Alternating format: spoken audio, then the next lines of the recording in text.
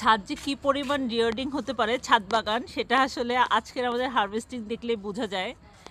এই যে আমরা হচ্ছে যে ফার্স্টে আমাদের মূলাটা হারভেস্ট করি, সেখানে এই যে আমরা আজকে প্রথমবার হারভেস্ট করি পরীক্ষামূলকভাবে। এগুলো কিন্তু আরও অনেক বড় হবে। এই হচ্ছে আমাদের মূলা আজকের। দেন হচ্ছে যে আমাদের মালটা, সাধারণত মালটা কিন্তু 3টাতে 1 কেজি হয়ে যায়। এখানে আমরা আজকে প্রায় 5টার মতো পারছি। গাছ ভর্তি আরও অনেক মালটা আছে, অলমোস্ট প্রায় 1.5 কেজির মতো মালটা হবে। এটা হচ্ছে যে আমাদের চেরি টমেটো, এই যে কালার আসছে, এই যে কালো চেরি টমেটো। দেন হচ্ছে হলুদ চেরি টমেটো, বেগুন, সাদা বেগুন।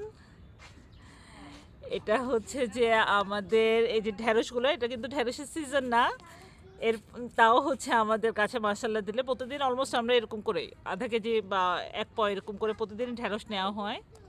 আর এই হচ্ছে আমাদের বড়ই।